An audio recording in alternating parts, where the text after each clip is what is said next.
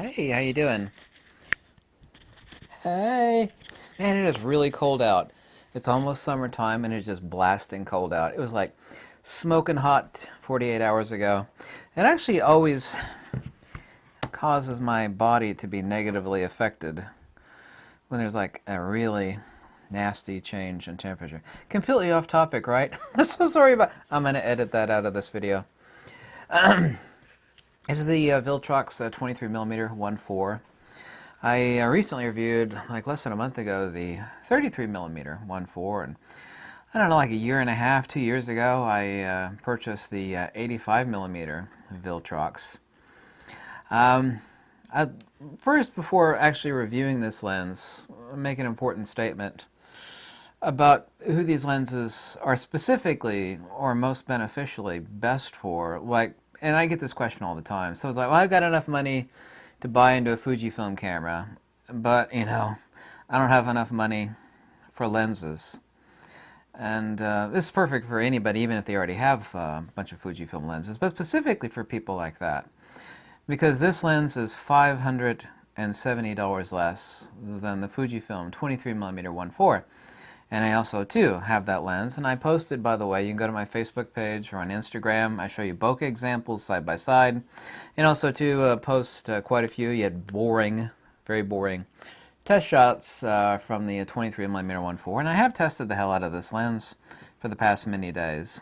This is an 11-element lens. The Fujifilm 23 millimeter is also, too, an 11-element lens. This one actually has a metal lens hood, as you can see here. It's actually a two-piece metal lens hood, not a cheap one, a nice two-piece metal lens hood. This is also roughly about 15% smaller than the 23 millimeter 1.4 from Fujifilm. This lens is actually quite fantastic, and by fantastic I actually mean amazing. This lens, by the way, as I was about to say, talking about it being $570 less, the Fujifilm lens, the 23-1.4, is $900. This is $330. Even more cheap than this is the 33 millimeter 1.4 that I reviewed last month, which is $280, which is amazing. This actually has a few advantages over that of the 33. Obviously, too, this is on a crop sensor Fujifilm X mount. And this is a native autofocus X mount. People were actually surprised because I was talking about the 33 millimeter, and it is so incredibly inexpensive. People are like, well, this, must be a manual focus lens, right? Like, what sort of adapter? It's like, no, there's no adapter. It's a native X mount lens, and it's autofocus. Not only is it autofocus, it's smoking fast autofocus. Oh yes, girlfriend, for $330 you get a smoking fast, but how is the lens? Obviously, everybody wants to know how sharp the damn lens is, and I'll tell you that in just a second, but I've never, stupidly, because I'm not stupid, especially when it comes to lens reviews, judged a lens strictly upon sharpness or its resolving power. There's a lot of attributes of lenses, specifically the bokeh, how it renders, what is the nature or qualitative aspects of the out-of-focus elements, be it foreground or background, and I take all that into consideration. This lens, let's go down the list here, is a bit sharper than the 33 millimeter 1.4. This lens is significantly sharper. People didn't believe it when I posted side-by-sides between the 23 millimeter 1.4 Fujifilm lens and this lens. By the way, that lens is quite a significantly is a really old lens from Fujifilm, the 23 millimeter 1.4. It absolutely is. It wouldn't take a tremendous amount to beat it in higher resolution, and also too in autofocus speed. This is a lot faster autofocus than the 23 millimeter 1.4 Fujifilm.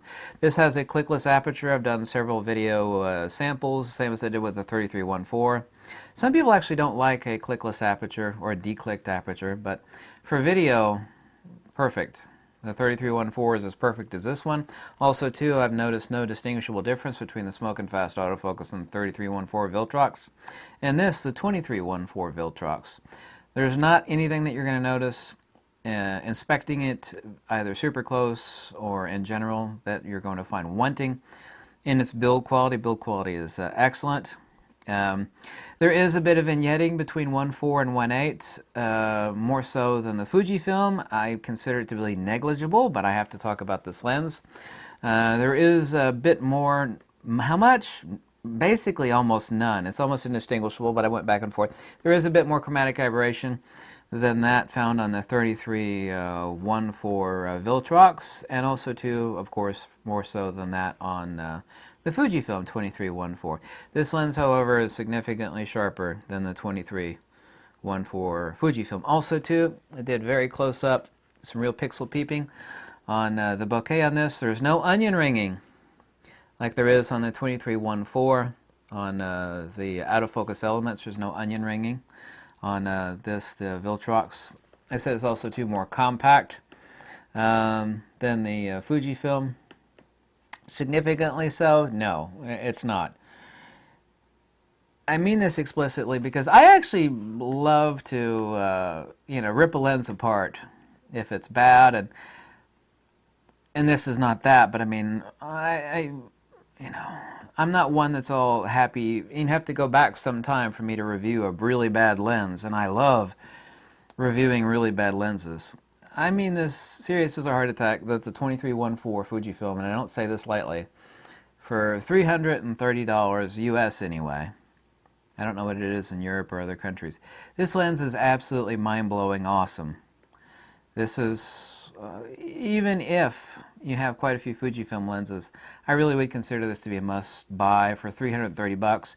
There is not a single person on this earth, unless you're a stark raving lunatic, that's going to be less than extremely happy with this lens for $330. I mean that seriously. I take lens reviews and camera reviews, even if I throw in some crazy humor for sake of drama or to make someone laugh. I take lens and camera reviews actually very seriously. This lens is awesome. In what way is it more so than the 33.14 that I reviewed? Like I said, it's only a slightly hair sharper. It does have a bit more chromatic aberration than the 33 does. Also, too, and I've said this many times, and you could ask, any photographer from sea to shining sea, like the one single prime lens that you would want glued onto your camera, if you could only have one prime lens, it would be a 35mm equivalent lens. Same is true for my Nikon glass. The one lens that I use for basically almost everything, generally speaking, is a 24mm. That's for a full frame. But this 23mm with basically a 35mm field of view, between 24mm to 35mm full frame equivalent. At 35mm essentially field of view on this lens, it's perfect travel prime. The bokeh on this lens is phenomenal. Like I said, check out my Facebook and also to my Instagram. There's some boring test shots. They're completely straight out of camera. I have higher resolution, larger JPEGs for download off my Facebook. Go there. I think I posted like 9 photo examples from this showing the qualities of the chromatic aberration with the highest specular highlights coming off of the chrome of the car, and various other shots showing the characteristics and quality of this lens. But this lens is awesome. For $330, it's absolutely awesome. I mean, serious as a heart attack. Let me actually take this off the camera. Also, too, people were talking about, well, and I've only been using this lens on the X Pro 3. I have it right here.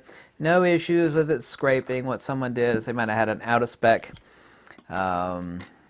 X Pro 3. People were talking about, the powder-coated bump on the base plate of the lens. Really, not an issue. Also, too, the same with the 33mm.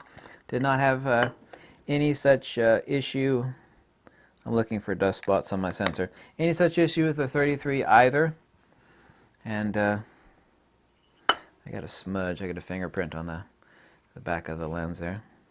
This is it, folks. For $330, there's not a chance in hell, unless you're nuts, literally, unless you're nuts, that you're going to be unhappy with this lens. It comes, like I said, it comes with a metal lens hood. It comes with this neat little pouch.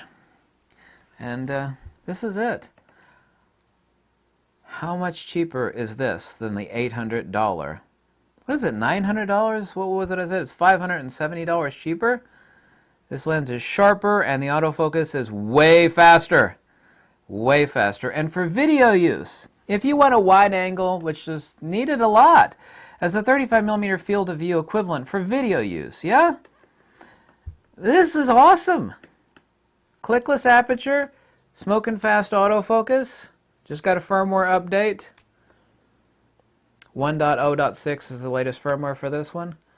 For video use, this is all, actually, other than, now of course Fujifilm has some new zoom lenses which are perfect that cover this field of view, such as the 16 to 80 and the 18 to 55. But Fujifilm themselves do not have a prime lens anywhere close. Well, they have the 23mm f2. But this is still faster autofocus. This has better bokeh.